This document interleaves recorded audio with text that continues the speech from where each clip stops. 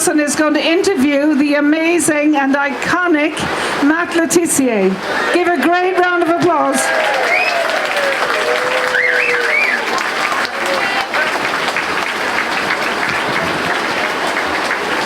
Which way are you going, Pete? You going over there? Go on, you go over there. Can you hear us back there?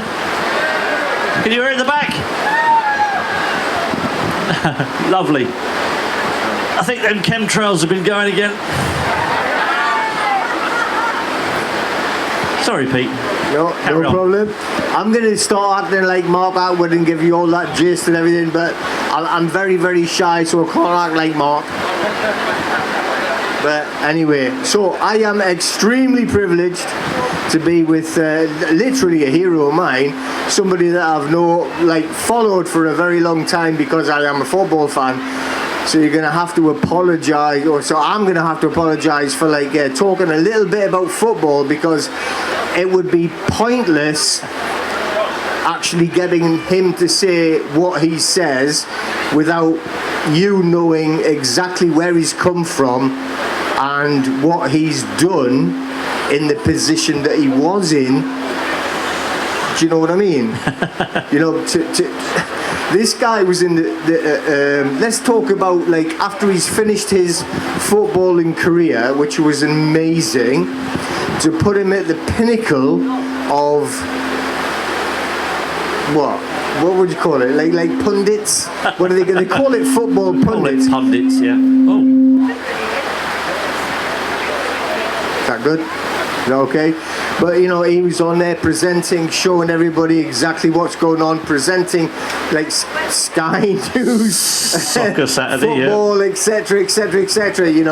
At the very top, of the game, talking about it, and would risk everything to say what was true.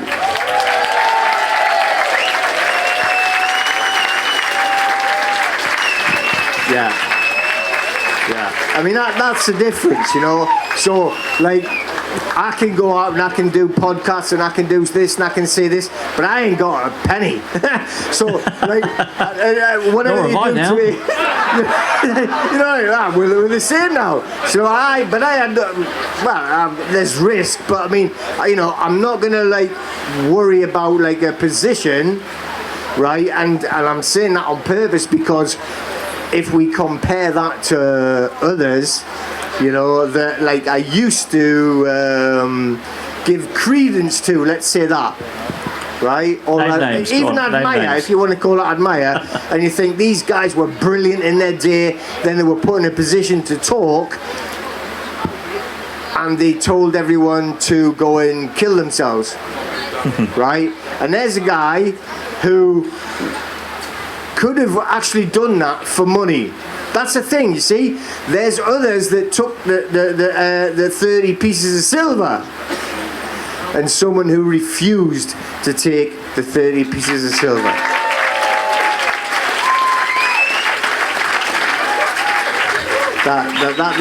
That's what we're sitting in now. So thanks, Pete. Let's go back a little bit. Anyway, so how far back? Let's go to the football side, because this is a professional footballer, we can do what we do. There's nobody equal above anybody else, but you achieve things, don't you? Some people achieve things.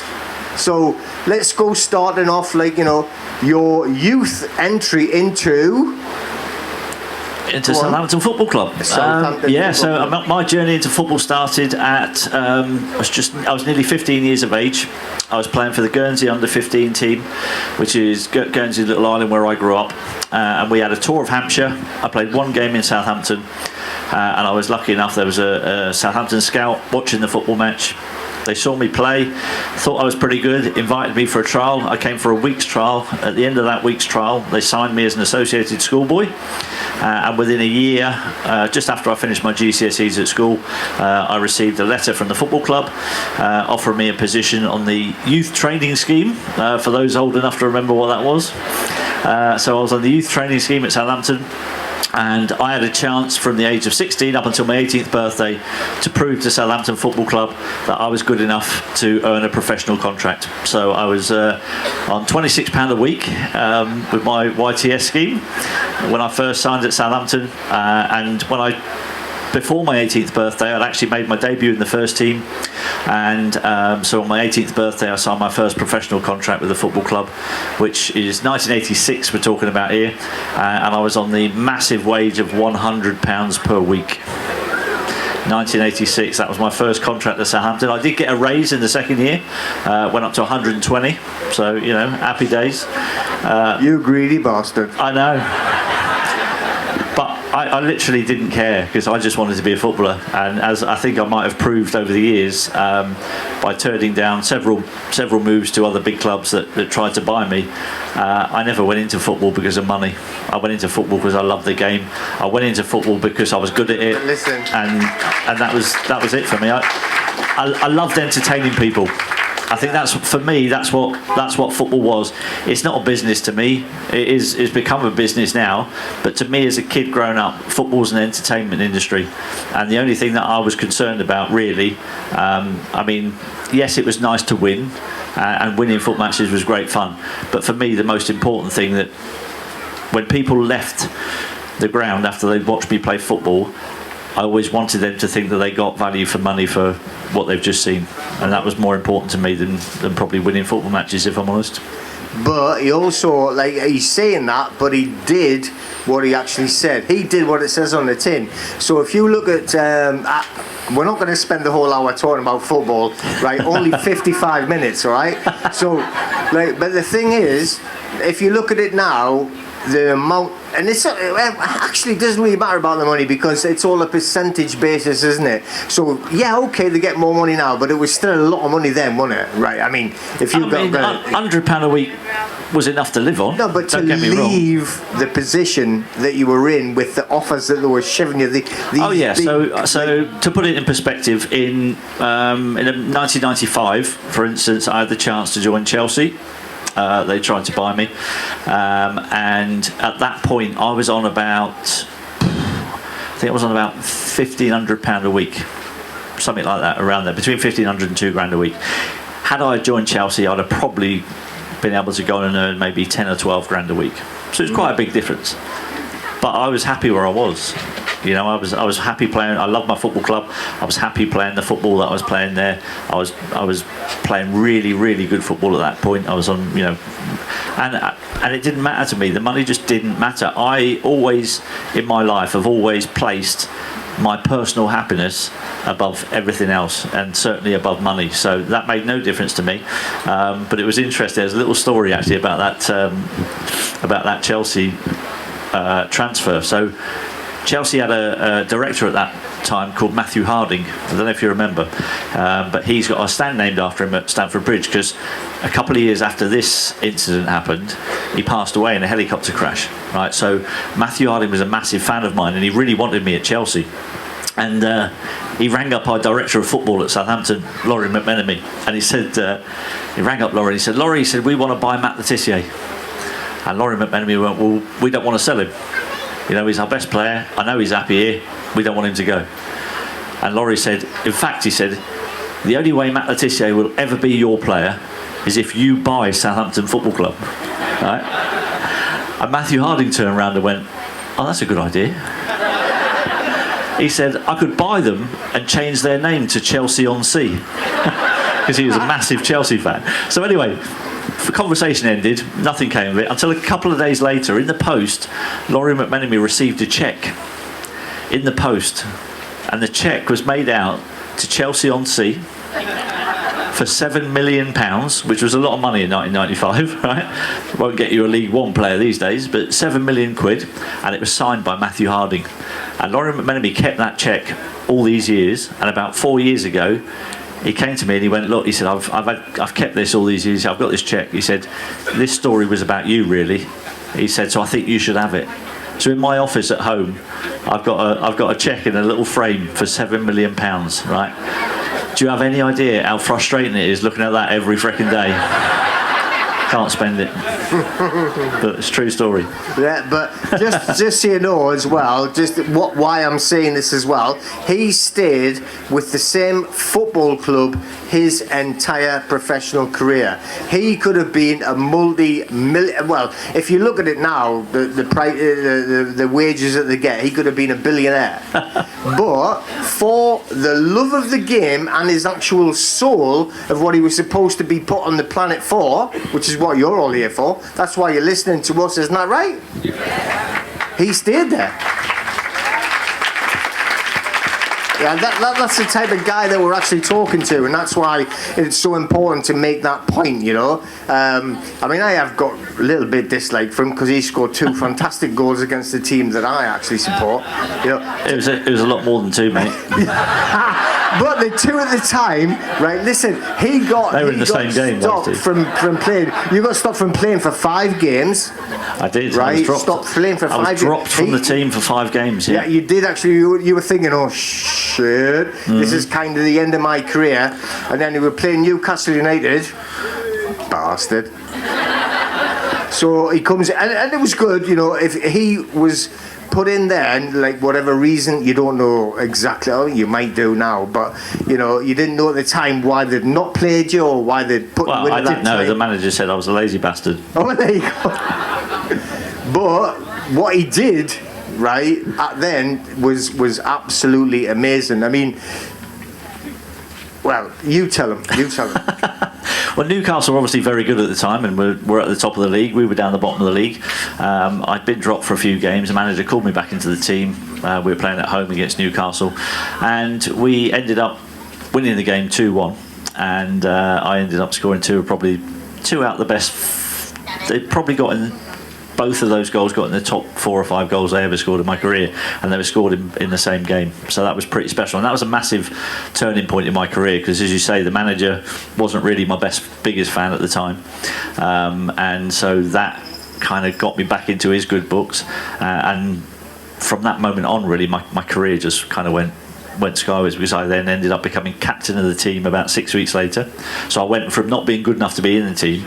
6 weeks later I was the captain, the best player, scoring loads of goals, and then that manager got sacked. Best thing that ever happened.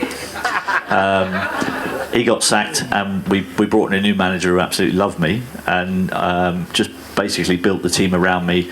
Told all the other players when they got the ball, first thing I want you to do is, can you pass the ball to Tissier, because he's the best player we've got, right? It was like being back at school. Honestly, it was brilliant. And the 18 months that Alan Ball was my manager at Southampton was the best 18 months of my career. I scored loads of goals in that time, and played a few times for England, but Terry Venables. 8 times for England. Yeah, 8 times. I wasn't very lucky because I only started 3 matches. One of those games was abandoned after 27 minutes due to crowd trouble in Dublin, so I played in that game. So only the other 2 games that I played that I started were 3 years apart. One was in 1994, one was in 1997. So didn't really get much of a chance with England, which was a shame because I thought I could have helped them a bit, especially on penalty shootouts because I was quite good at them. Yeah, very, very good. I know I'm not trying to bore everyone with football talk, but we have to relate to who it is we're talking to and why they've come to talk to you. Do you get that? You know, I mean, like, we can all stand there and say, like, you know, we shouldn't do this, we shouldn't do that, you know, oh, we disagree with, you know, having I don't even want to say the word, but somebody who had, but everything to actually stand there for and deny everything. Right, everything to try and say. Do you know, one of my heroes that you played against as well, not anymore, was like Alan Shearer. You know, it was like, oh my God, you know, it's like jab pusher. Yeah, and then I was like, you know, I don't watch TV or anything, but I get sent stuff, and then he used to go, you should go and do this thing. I don't even want to talk about it. So, like, you know, and then you know, I've never had anything to do with it, won't watch it, won't talk to him, or like won't have anything to do with it. This guy literally put everything on the line to look after you lot, to make sure that everybody knew that this was a poison and that this was actually like somebody trying to kill everybody in the planet. That's what he did, and he gave it all up.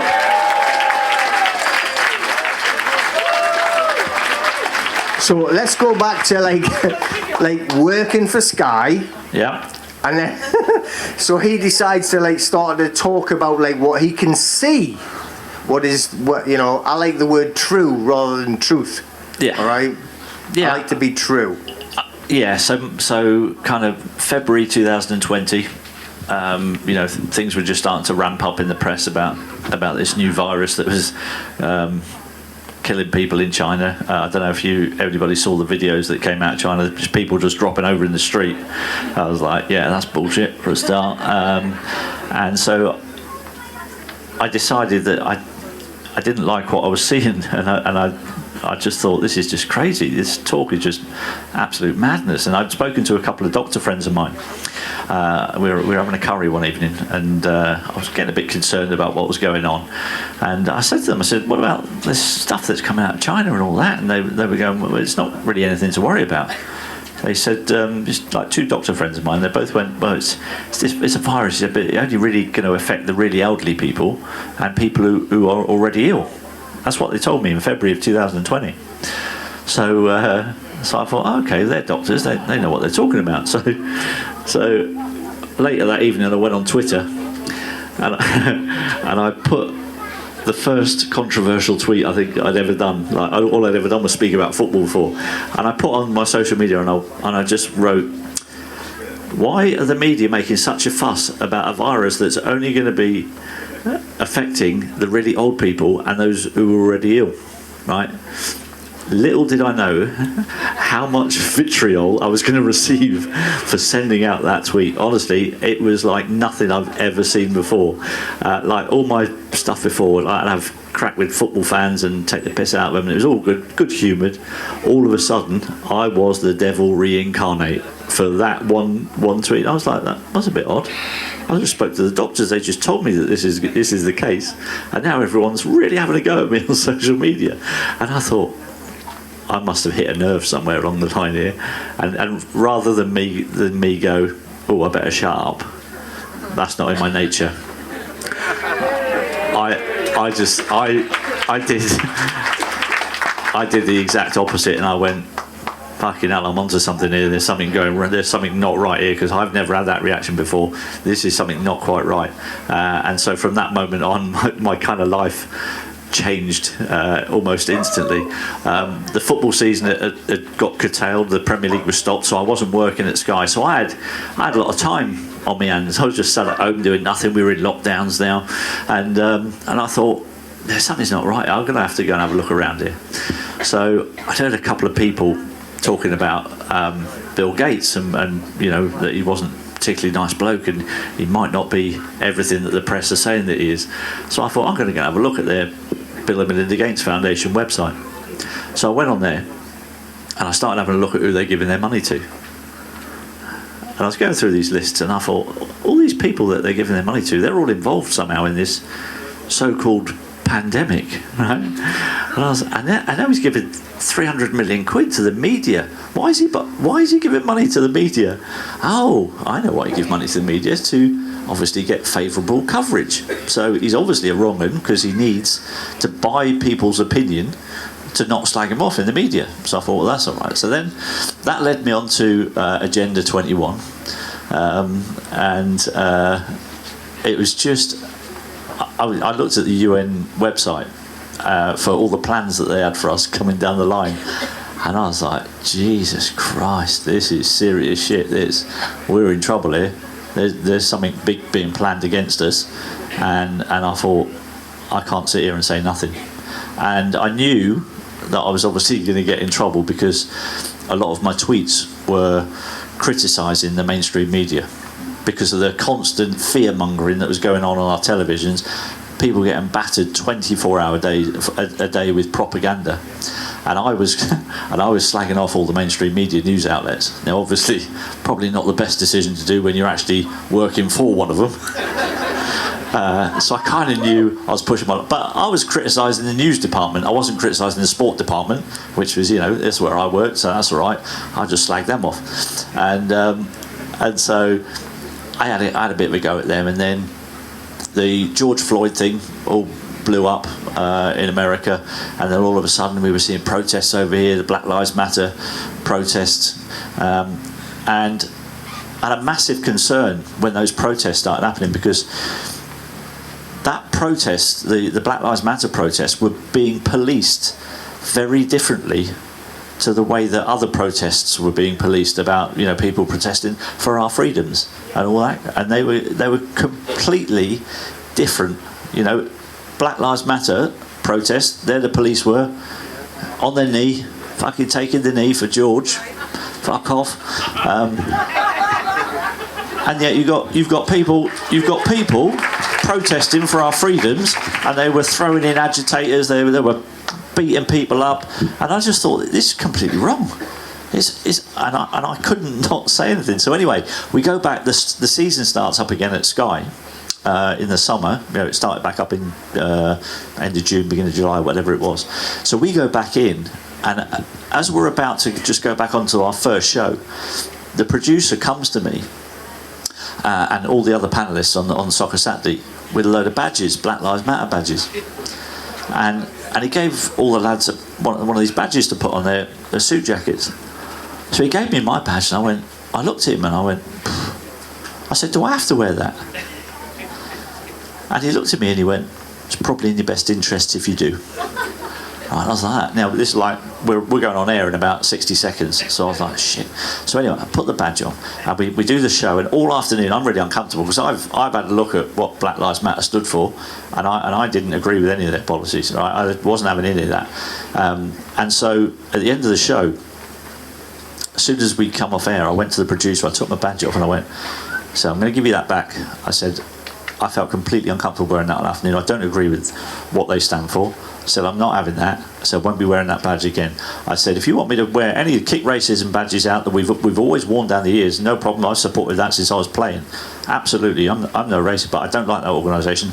I won't be wearing that badge again. So anyway, it kicked off in the media, because I was the first person to refuse to wear one of those badges.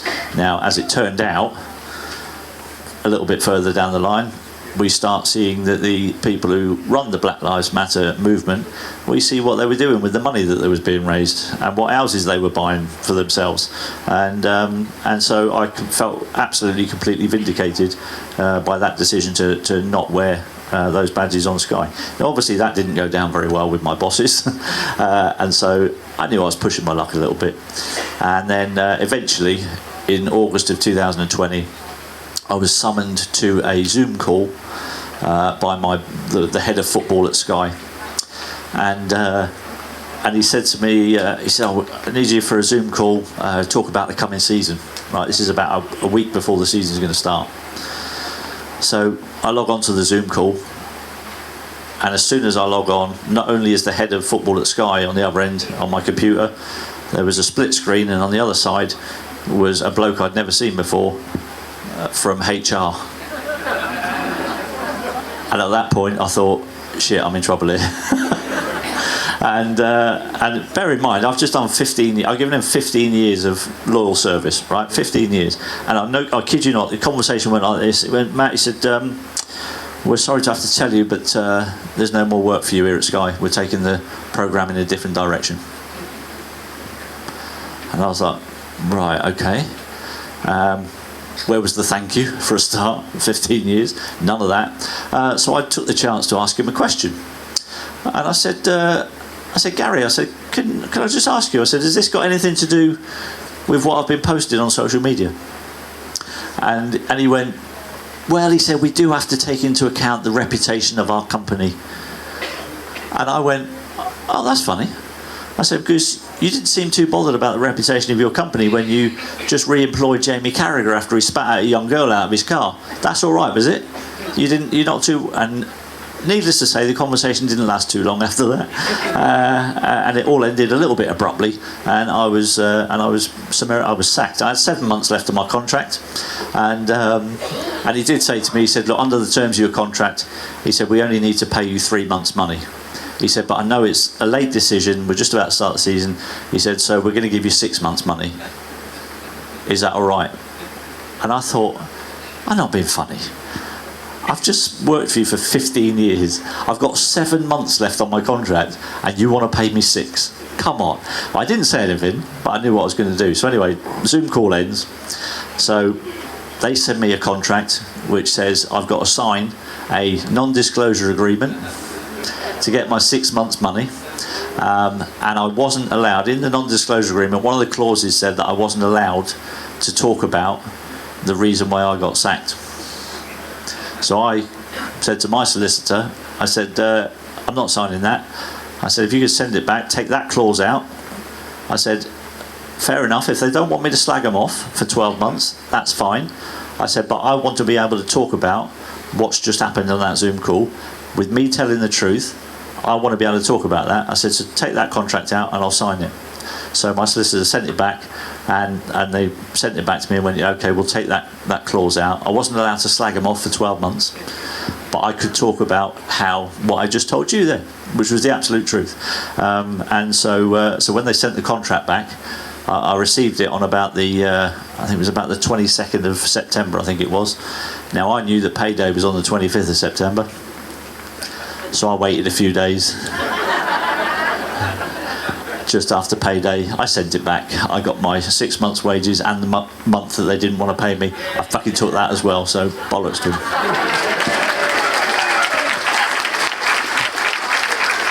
And that wasn't because of a love of money. That was just out of spite, because I thought, well, if you're going to be an arsehole about it, I'm going to be an arsehole about it as well. Yeah, so there you go.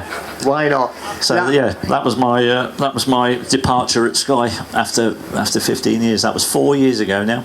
Something I've always wanted to ask is, like, since then, obviously, like, leaving the world of it, really, you know, and going, have you had any conversations with any of them, like, you know, like, say, like Alan Shearer or Gary Neville, or any of these, like, now, like, the ones that, and I did listen to one podcast, he said, and, like, Gary Neville jumped onto one of the Telegram channels and then left very quickly before anybody found out, etc., etc. But have you had any, I'm talking about you personally, have you had any conversations with them, or was there any inclinations about their thoughts? Well, I knew that Gary was kind of very anti-lockdown and all that kind of stuff, because as you said, we formed a WhatsApp group of some, you know, a few celebrities and things, and who were all in the same frame of mind, shall we say, and Gary joined, and Davina McCall actually also joined and left very quickly afterwards.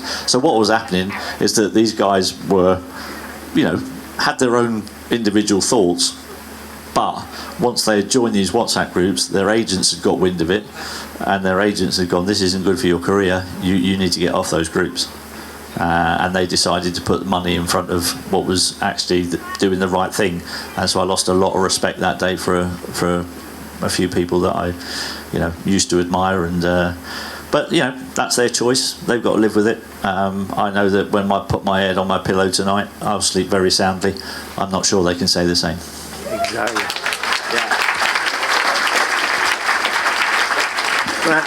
Again, that's why I was going over, like, the football side to show exactly what he'd achieved and built himself up to in that career, and then go on from finishing the career of football to go on to the pundit. Not many people do that, though. You know, it's like, there's how many footballers is there?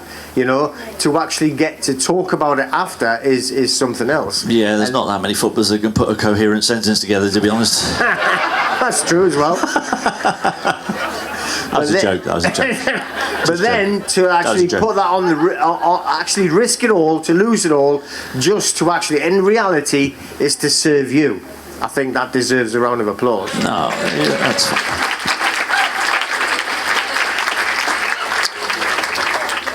So, I mean, how do you actually see this moving forward for yourself, right? And also, like, just in general about everything you've been talking about. How do I see it moving forward? Well, I certainly see a massive improvement. I actually think the world that we're living in today is a lot better than what they had planned for us at this stage in 2024. Because of people like you.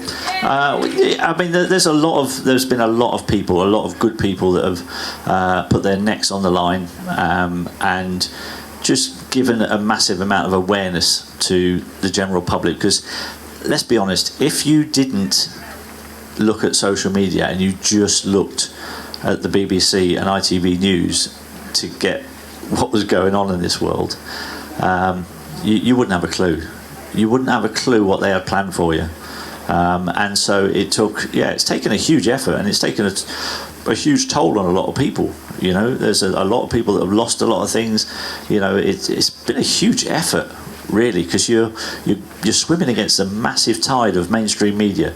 The amount of money that they've got available for the propaganda that they've used on the people, and so, you know, I've got huge amounts of respect. I had a channel on a Getter channel that I used for doing interviews a couple of years ago, and that was for me was absolutely brilliant, because I got to interview fantastic people. In fact, Dolores was one of my people that I interviewed. She was absolutely superb. You know, and I interviewed people like Dr. Mike Eden, who now I consider a friend. Ivor Cummins. You know, just Andrew Bridgen came on. You know, when he first stuck his head above the parapet. I did an interview with him, and I learned so much from all these people. I mean, Ivor Cummins is probably one of the most intelligent people I've ever met in my entire life. The man's a genius, absolute genius. And for me, that was a brilliant learning curve for me, and it gave me the confidence to speak out even more, because I knew there were experts in their fields who were kind of backing up what I thought was going on in the world. And they were backing me up with the facts and statistics, and so they were a massive help to me. And so I think we could have been in a way worse place. That's not to say it's perfect, because there's still shit that they're trying to do to us with that WHO agreement that's, you know, being voted on, I think, in a few weeks' time. So there's still a lot of work to do, but I think we have won some significant battles. I think they were planning it. By this time, they were hoping that everybody would have had the jibby jabby. They were hoping that they could mandate it and not get too much stick from everybody. But the protests, I think especially the NHS 100,000 protest, was absolutely superb. You know, I went on that protest in London, and I think we did that on the Saturday, and I think they rescinded it on the Monday, because you know, they couldn't afford to go against that amount of people. So there's been some brilliant people who have done, you know, the yellow boards on roundabouts. Yeah. Absolutely magnificent. Just people raising awareness of what's going on in the world. And make no mistake, there is an awakening going on. It probably isn't coming as quick as most of us would like or have expected, but it's happening, because I'm getting people every day coming up to me and going, "Cool, blimey, I thought you were mad a couple of years ago, but I see what you were talking about now," and that is happening every single day. So there is a huge awakening happening, and so we just got to keep plugging away. We do not give up. We never give up. We never give in, and we will win this fight. I have no doubt about that. We will win this fight, because we're on the right side of history.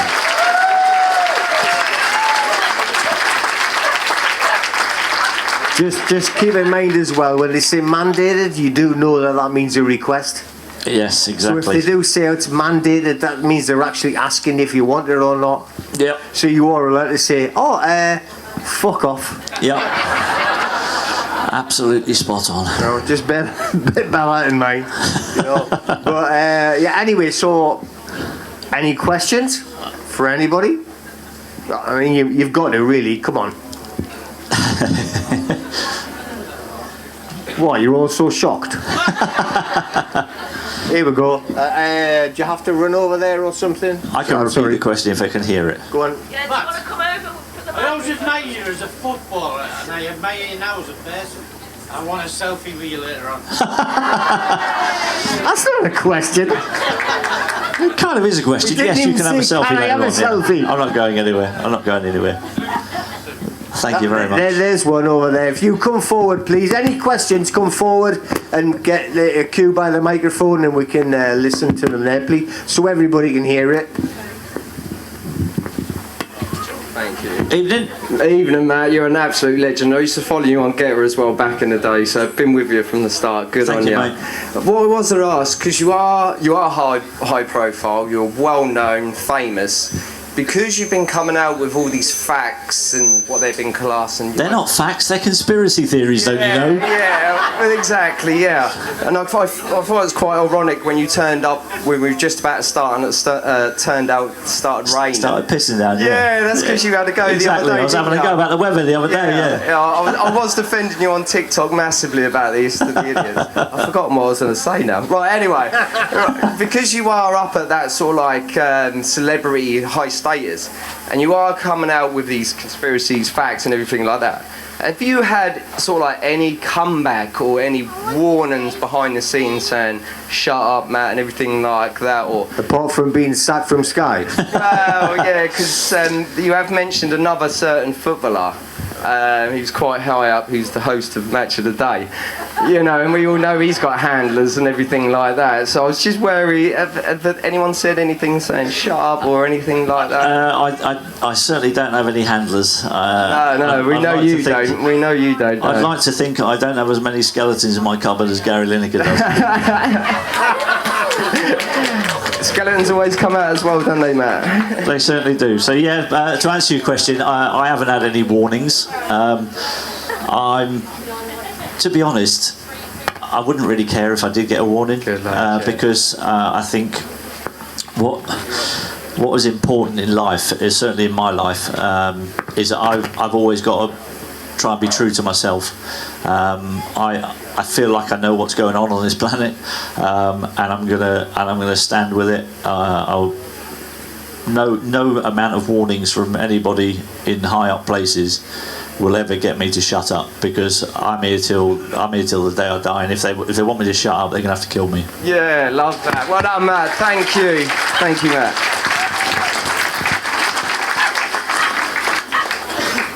Hi, Matt. Evening, sir. Evening. Since 2021, there's been numerous reports of footballers having medical emergencies on the field. Yes. Are you aware if anybody in the footballing industry is beginning to put two and two together and link that with the mandatory injections back in 2021? Well, there certainly is people aware of what's going on, because I've made them aware of what's going on. That includes the Professional Footballers Association. That includes FIFPro, who are the World Players Union. I've made them aware. I've made the Football Association aware. I've had several conversations with the doctor at the FA, voicing my concerns about what I was seeing, because yes, I appreciate that occasionally there has been issues on the field of play, although I've got to tell you, in the 17 years I was a professional footballer, I didn't see one, not for or against me. So the amount of people that have been collapsed on the field of play was a massive concern to me. I'm a massive sports fan. I just watch. That's the only thing I watch on telly is sport. If it wasn't for sport, I wouldn't have a telly. And so I noticed very early on what was happening, not just in football, by the way, it was in other sports as well. And so I made the FA aware of that. And I eventually, by being a bit of a pain in the arse, I actually, along with Dr. Claire Craig and Dr. Asim Malhotra, we came up with the idea of putting a letter together to send to the PFA, which they asked me if I would get other ex-footballers to sign it. You know, so it wasn't just my name, and they could just brush me off as a conspiracy theorist.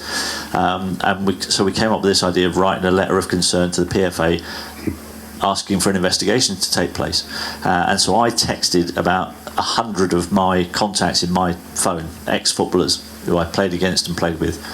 And out of those 100 I texted, I think there was only 2 players that didn't want to put their name on that letter with me. So I had 98 people who were seeing the same things as I was seeing. And so I sent this letter with a load of these names on to the PFA. And that prompted the PFA to actually put me back onto the doctor at the FA, because the PFA didn't have any medical people at their place, so they sent me back to the FA. I managed to get a Zoom call with the FA doctor, with Dr. Asim Malhotra and Claire Craig, and but the only condition for them to agree to speak to us was that we weren't allowed to discuss what was spoken about in that Zoom meeting. Now, why would they do that? Why would they want that to be kept secret? Now, all that does to me is that tells me that they know what's going on, they know what's causing it, and they don't want anyone else to know.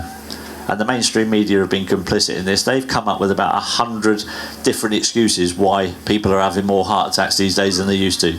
And not one of them not one of those 100 excuses.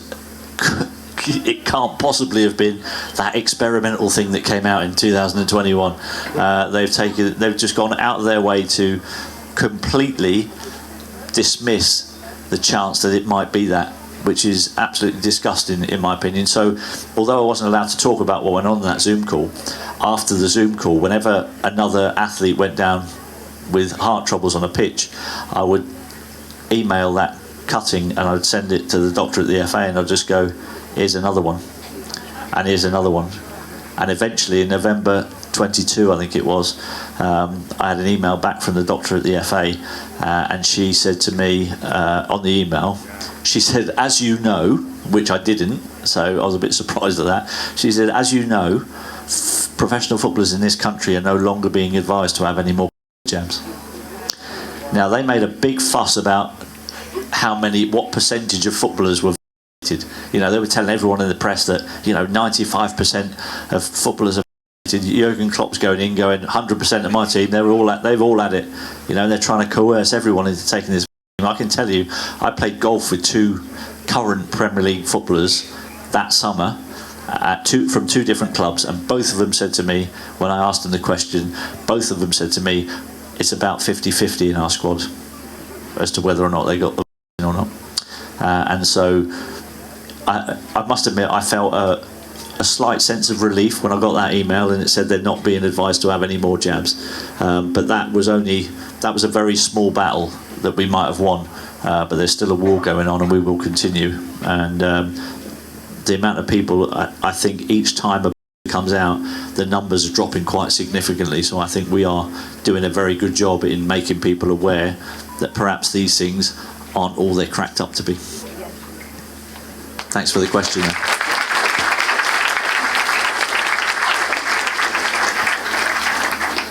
Hi Matt, Hello, Steve. Lifelong football fan up until 2020 when the world changed. Yeah. And if I could have picked any footballer to represent this movement, it would be you. Because you were an amazing footballer and one of the few who didn't take the money. So you got more credibility than any footballer, and you count from all the ones that aren't speaking up. To me, you outweigh them all. My question is, it's true. My question is about high-profile footballers who have been injured by that or injured by something. Yep. And I wouldn't name his name here, but I'd be happy to speak to you that I've been told one particular one who everyone would know is prepared to speak out, which surprised me because I think the agents have absolutely loads to do with it. Okay. But I just wondered if you have any knowledge of people who have been injured by it who would want to speak out. I don't know of anybody who would want to speak out. I believe that there are plenty of people that have been injured by it and know that they've been injured by it, but I think because of the societal pressures, they don't want to come out and talk about it. One of my ex-teammates, I won't name his name, but one of my ex-teammates, who's a good mate of mine, had heart issues after his. He is convinced that it was because of that, but he hasn't spoken out publicly about it. And I think what's happened is that they've been very clever with how they've done the job on the people with their minds, because now the people that do get injured by it, they don't want to feel foolish and come out and go, oh no, I've been injured by the jab, and because they think everyone will go, stupid idiot, you shouldn't take it in the first place. So there's a reasons why people don't want to talk about it. Now, me personally, I don't have an ego, and it wouldn't bother me if people thought badly of me. If that had happened to me, I'd be the first person to go, oh, I'm such an idiot, this has happened to me, I don't know what, and that would be it. But people still have an ego, and they don't want to come in for criticism, and that's a big shame, because I think it would help a lot if more people that were injured by it did actually come out and hold their hands up and go, do you know what, I regret taking that now, because I think if you ask them privately, there's a lot of them that would tell you that to your face but won't do it publicly. And I've had that with people who have agreed with my views I've had direct messages from people on social media. I've had text messages from people who work in the media who are saying to me, Matt, thank you very much for what you're doing. I agree with everything that you're saying. I just can't say anything because I lose my job. And I was like, welcome to my fucking world.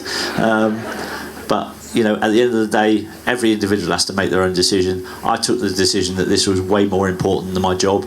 If they take the decision to do otherwise, then, you know, that's up to them. And I guess at the end of the day, we'll all be judged by one person when it comes down to our last breath. And I'm quite happy when that day comes. I'm quite happy to look whoever it is in the eye and go, judge me.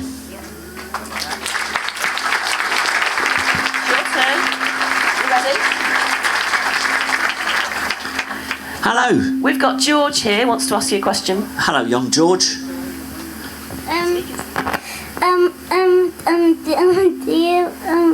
Were you on a football card? Was I on a football card? Yeah. I was on a football card. Really? Yeah. I was on a football card. And do you know what else I was on? Do you remember Panini stickers? Have you heard of Panini stickers? There's some really old people in here who would have heard of Panini stickers. I've heard of it. So I've been on Panini stickers and everything. And do you know what else? I would have been on FIFA as well, but do you know what happened? I'll tell you this story about FIFA. So, when was it? So it's probably about I think I'd lost my job, so it was probably 2 or 3 years ago. And my agent rang me up and said, Matt, EA Sports and the FIFA, the football game that they'll kill the kids play on the computer. They're doing a Legends game, and they want to use your image on one of the games, and they're gonna give you a 6-year contract, and it was like something like $18,000 a year, right? And so. Anybody who had been following me on social media would have known that over the last few years, not even before COVID started, FIFA was one of my pet hates. Corrupt organisation to the core, right? And I've been slagging them off for years and years on my social media because I just honestly, those idiots who ran that, just not very nice people, take bribes all over the place. Obviously, I'm not saying that for libelous reasons. They've actually been convicted of that. And so I said to my wife, I said, I can't. I'm not doing that. I said, I've just been slagging FIFA off for the last 4 years. I'm not going to take that money now. And she was like, "Ooh, you haven't got a job, Matt."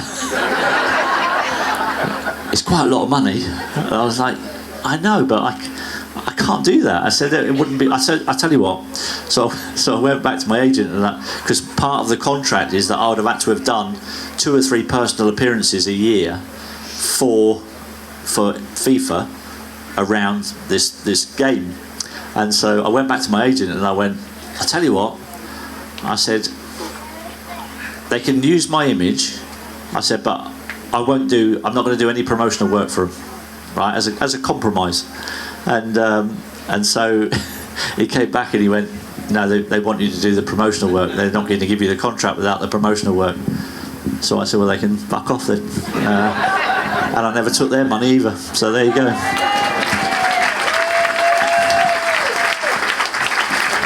I mean, I might regret that when I'm selling my house next year, but who gives a shit? You have another question? Good lad. Can we take a picture? You can take a picture. Do you want to come up here? Yeah. Come round the back. There's some big steps around the back. We'll take the next question. It might take a while to get round there. Hi, good evening. Thank Good you evening, for your young talk. lady. It was lovely. I work for the NHS, and Yes. When all this pandemic was going on, they didn't like us nurses, like going on the marches or anything else. I was kind of ridiculed. Did you ever get any of that? I don't think I was ever ridiculed, actually. I think people were actually quite... Is that the camera there? That one?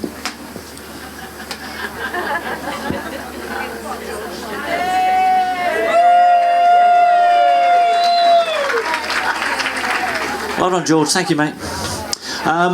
No, I wasn't ridiculed. I was always interested, though, actually, to know how the NHS felt about you people going on those marches because I was a little bit concerned that obviously you might suffer the same fate as me just by supporting those things. And but I don't ever recall anybody ridiculing me. They were actually, most people actually are pretty decent people, or certainly in the circles that I was moving in, were actually in favour of, not mandating it for you people. But everybody should have a personal choice. You should never ever be forced into taking a medical intervention, especially one that hadn't been tested properly and had no long-term safety effects. And that was kind of, most people in my circles actually felt that way, to be honest. So yeah. And that were the views up until this came out. That were the views of the NHS. Yeah, it all changed, didn't it? It all changed. Yeah, disgusting. For me personally, there was a lot of ridicule. There was a lot of is that bullying from fellow? From management. From management. Yeah. Okay. I think they wanted 100% of our staff being. So if you was the minority who didn't want to take it, then you did get a lot of hassle.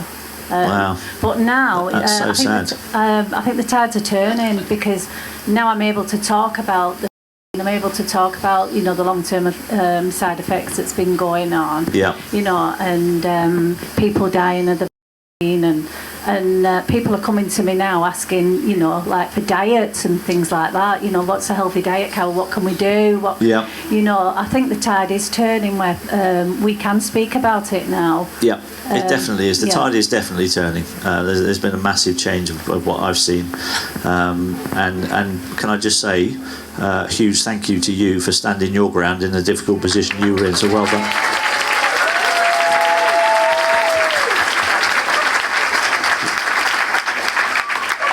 Good evening. Who's turned the microphone off? Come on.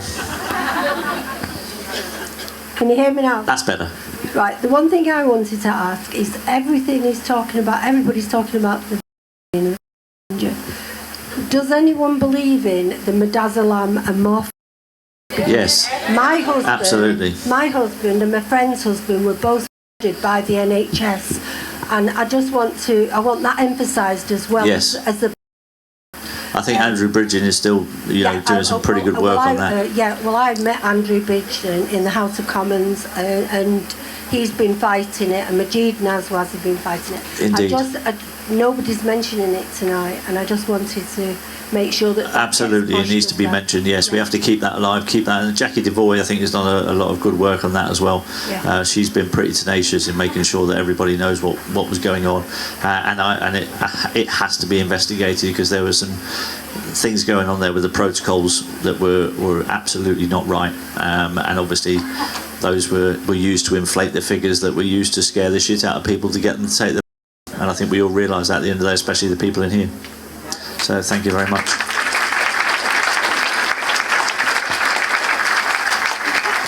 Any more questions? What a lovely hat. Matt. How are you doing? I've got a couple of questions for you. Way are you? The first one, I've always wanted to ask you, why did you save all your best performances against Newcastle United? Honestly. Sorry, it was a very simple answer to that. They never used to mark me. Well, they were too worried about going forward and not defending properly. True, mate. We're all pretty good going forward. But listening to your story was really interesting. Thank you. And I think everyone here will have resonated with that, because although everyone is from different social backgrounds and circumstances and everything like that, we all would have, in some ways, had to make sacrifices as well. Yeah, absolutely. I was just wondering how your immediate family treated you, because a lot of people, I would imagine, there was a lot of separation and division within personal circumstances, and I just wondered what kind of reaction you got off your nearest and dearest. Okay, so in blimey, the years have gone by so quickly. I struggle to remember exactly when it was, but it was probably, I think, maybe late 2020, might have been into 2021. my family thought I was going mad. They really did, and they organised a family Zoom meeting. It sounds like I'm not the only one who had that in this room. So to be fair, my wife had been pretty supportive. There was, I mean, when I kind of went quite far, she kind of went, "Oh, that might be a little bit too much." But on the whole, my wife has been brilliant and really supportive of me. So my family back in Guernsey. Sorry? Did she think the same as you, though? Did she? She kind of, not quite as far as me, but more or less, yeah. So my family back in Guernsey, they thought I was going a bit doolally. So my daughter over there, she's 28 now, and my parents, they thought I was going a bit funny. So they organised this Zoom meeting, and they were concerned about my mental health. I'm not the one that was brainwashed. So we had this Zoom meeting, and I probably made a slight mistake. Really, I mean, sometimes you could be a little bit too honest for your own good, and I'll explain why. Halfway through this meeting, I was trying to explain to them that what's going on is really important.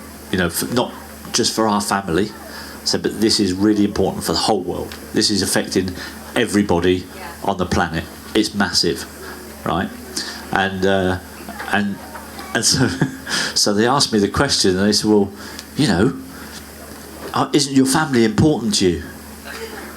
And I was like, "Well, yeah, of course it's important to me." I said, "But this is massive. This is affecting the whole wide world. This is bigger than just our family, right?" And then they said that question that I wish they'd never asked. They went, "Well, who would you rather save? Your family or everyone in the world?" And apparently I gave the wrong answer.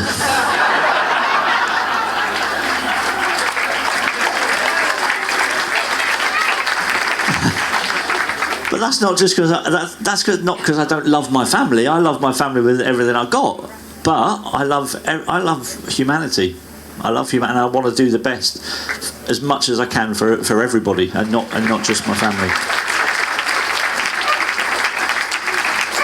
So, how many other people's families thought they were going mad? Hands up. Brilliant. I'm not alone. Thank Christ for that. Hello, mate. Good evening. Hello, mate. How are you?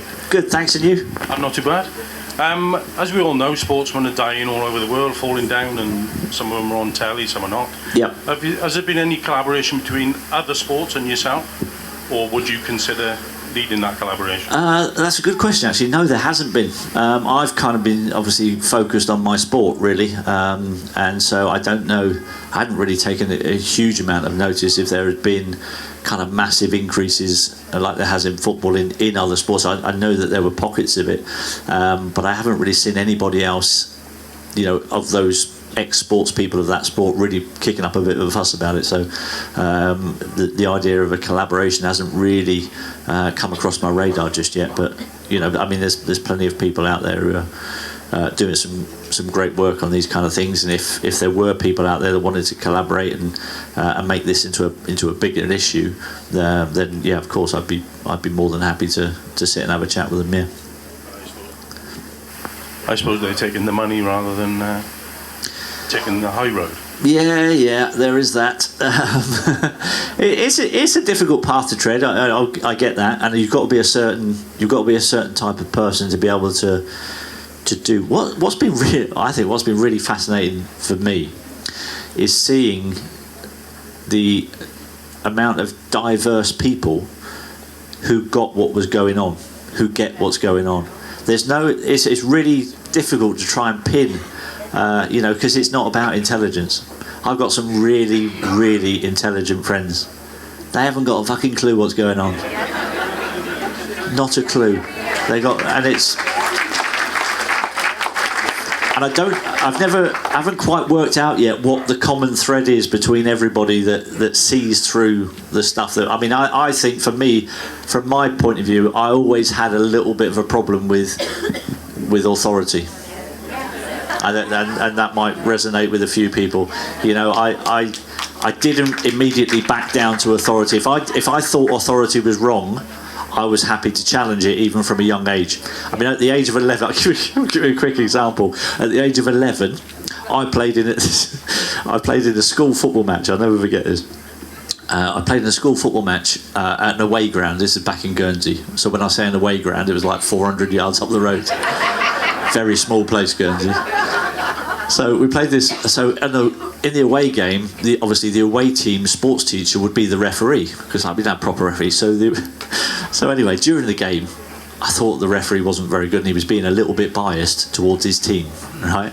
And as I was coming off I had given him a bit of stick during the game, and as I was coming off the pitch, I overheard the teacher who'd just been refereeing. He'd gone up to my sports teacher and was telling him, that I was a gobby little git, and that I should keep my trap shut. And I could hear this, and I turned to my mate, and I went, and my mate could hear it as well. And my mate looked at me, and I said, he's talking out of his arse, right? And I said it a little bit too loud. And the next thing I know, my sports teacher had me by the scruff of the neck, frog marched me back to the car, and he drove me back to my parents' house to then tell my parents what I just said about the sports teacher. So yeah, even from a very young age, I was always happy to question authority if I didn't think they were being very fair. And I think that's what it's all about. For me, it's about fairness, and it's about not just immediately trusting people just because they've got themselves somewhere in life. There are a lot of scientists who have been bought off. Don't worry about that. There's a lot of doctors that have been bought off and have been indoctrinated by the system that they're in. And I, in these last few years, have learned to make my own judgments and not immediately trust someone just because they got a doctor in front of them or a few letters after their name, because that's all bullshit.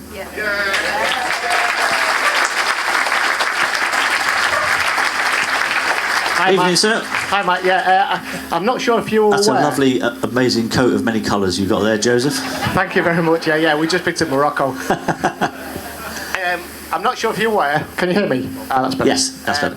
We've got a Sky News journalist here this weekend, a senior journalist called Tom Cheshire, and he's been wandering around wanting to speak to people, and I'm wondering if he's come and approached you, and would you speak to him? In fact, are you in the room, Tom? There he is. He's in the background, in the back over there with a hat on. Tom, I got to tell you, Tom is a Southampton fan, by the way.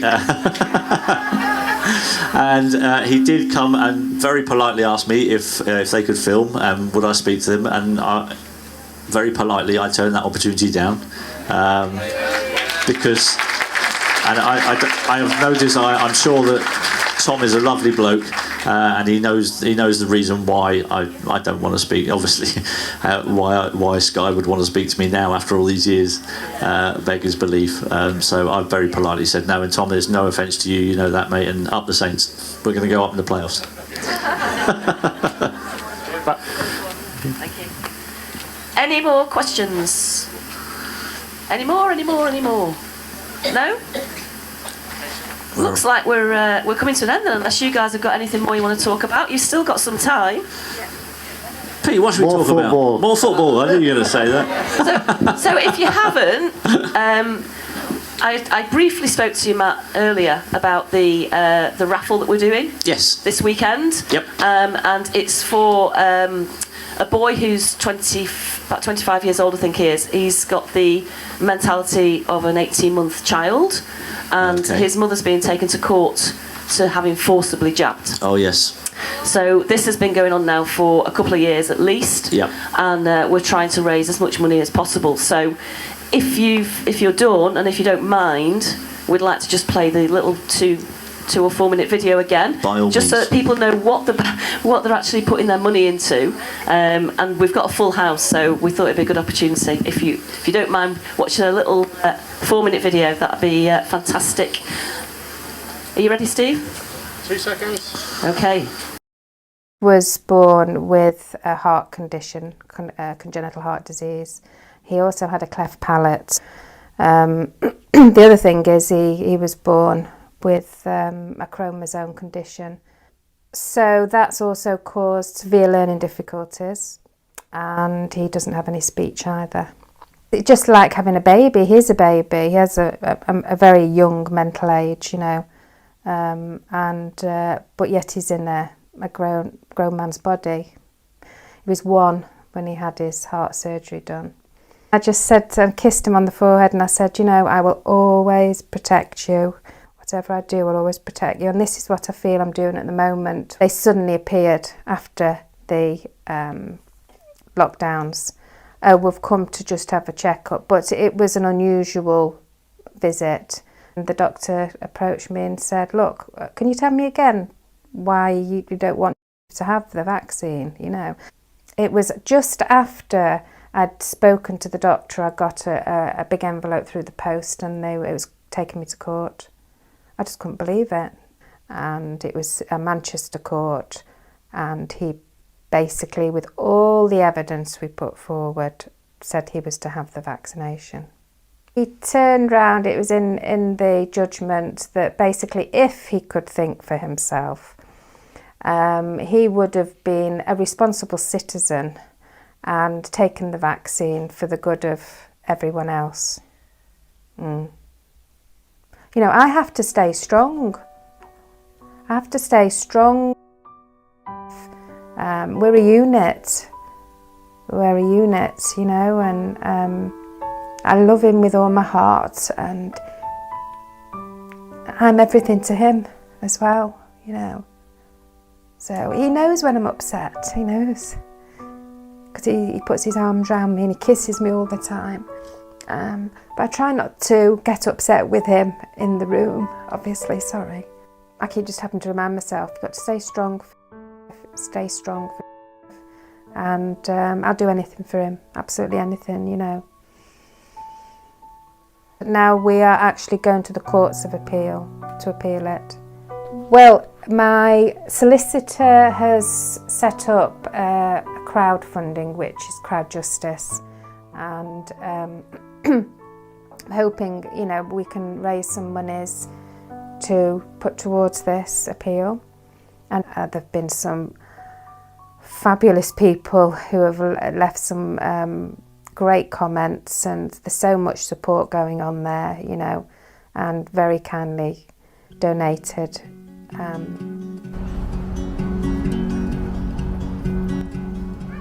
Through the madness and the lies, as they're holding back the truth, no matter what they try, I will always fight for you.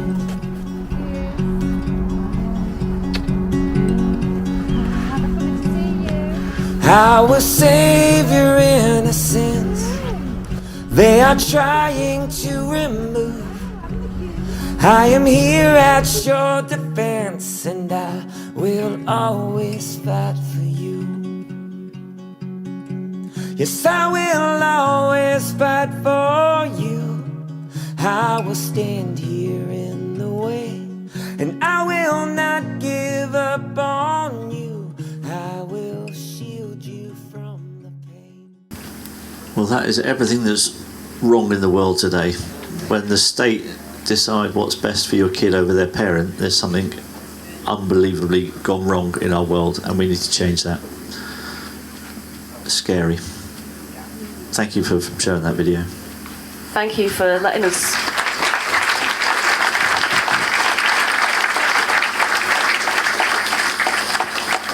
And thank you again. Would you like to come up and ask in a moment? Because Ladan just wants to ask. Are we okay for time still? Yeah, absolutely. Yeah? Yeah. I'm fine. Doesn't matter where I get back home at 4 o'clock or 5 o'clock. It makes no difference to me.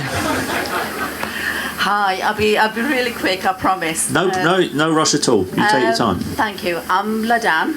I'm from alternative holistic education. Wonderful. Called Universal Kids.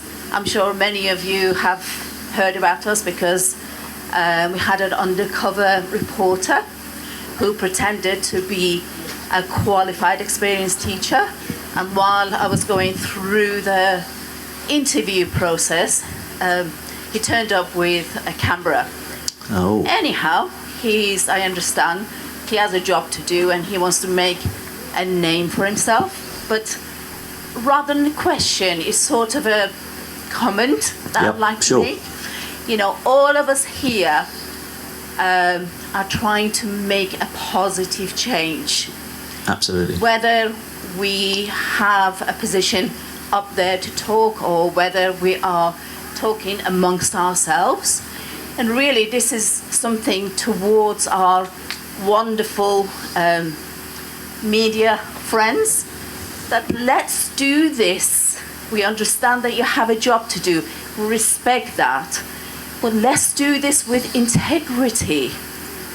Let's do this with the understanding that we are all in this. And whatever the rest of us are doing, we're doing it for the entire world. This isn't personal.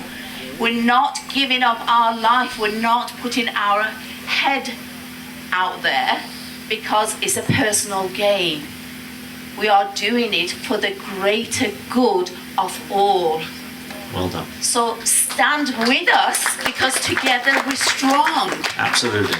Absolutely. Great words, wise words. Thank you very much. Thank you.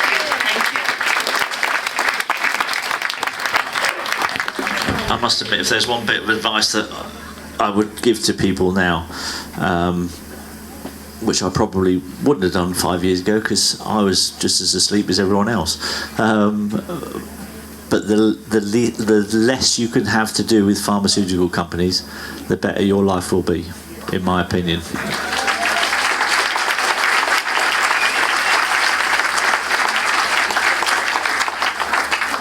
Four years ago, I wasn't an anti-vaxxer, and in fact, even when the vaccines came out, I was adamantly telling people that I'm not an anti-vaxxer, it's just this one I'm a bit sceptical about. But given the way that they've actually behaved over the last few years with the coercion and the bribery to get their products into people, I am now a proud anti-vaxxer, I've got to tell you that.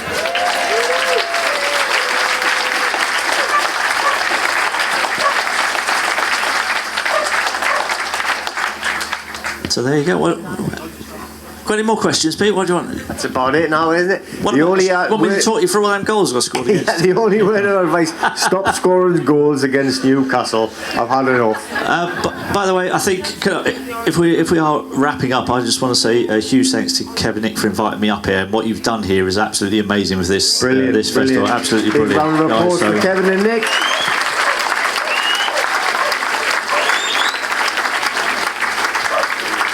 Absolutely superb. And who was in charge of the burger and chips that I had earlier on? Magnificent, by the way. Absolutely superb. So thank you very much for that. And yes.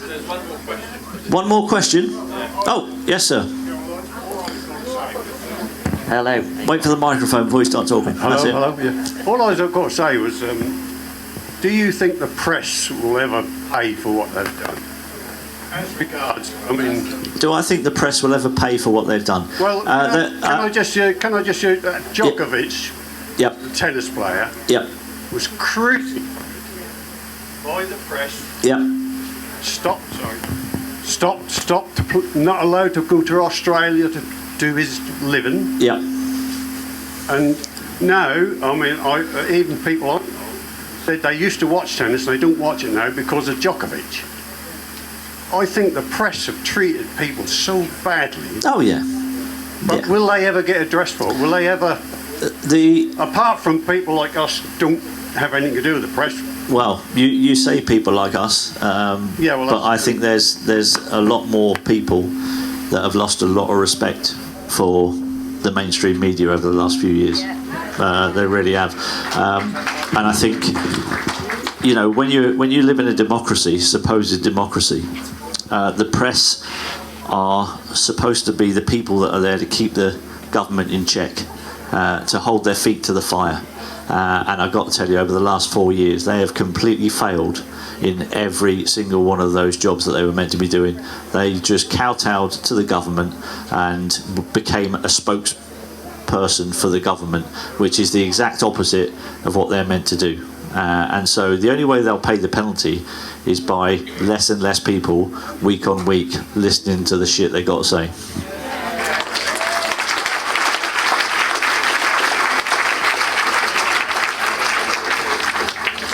Sorry, children, that was rubbish I was meant to say there. Lovely. Are we all good? Any last questions before we say goodbye? And I hope you all have a fantastic rest of the weekend, by the way. Oh, yes. Yes, young lady. You can shout if you want. I'll repeat the question. What's my view on VAR? That's a good question, actually. I think that's more controversial than my view on if I'm honest. I'll tell you what my view on VAR is. Obviously, having supported a club that's now in the Championship this season, I've got to say it's been a breath of fresh air watching football matches and not having to worry about the nonsense that goes on in that room. I actually was a massive advocate. When it first came in, I thought, oh, this is brilliant. This is going to make all the matches so much fairer. You know, all the little teams will have a much better chance against the big teams now because, you know, they're going to get to see those incidents on a video machine and then they can make the correct decision. So that's what I thought originally. What I failed to take into account was that the same idiots that were making the mistakes on the pitch are the very same idiots that are sat in the room watching the video making the same frickin' mistakes over and over again. I think VAR could be a really good system if it wasn't being implemented by idiots. Well, there you go. So anyway, I think he's put a lot of time in tonight. He's answered all your questions and he's actually explained everything fantastically. I want a huge round of applause, please. Thank you very much, everyone. Enjoy the rest of your weekend.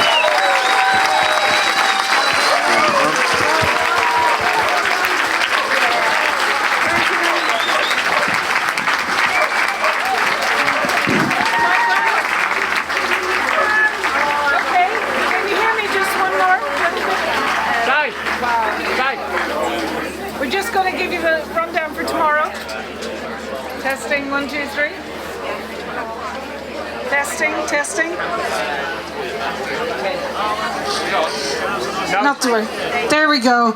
All right, thank you very much, everyone. Before we have a final roundup for today, I'd just like to say we're back again tomorrow at 11, and we have a surprise speaker, and he definitely will be very interesting, and I really want you all to come. It will be a big reveal at 11 o'clock. And then just to remind you to get the raffle tickets, and the last big thanks for Kev and for Nick and for Sue and for Stephen and for Simon and for all the crew here, and a big last round of applause for Matt Tissier and for Peter. Thank you very much. See you tomorrow.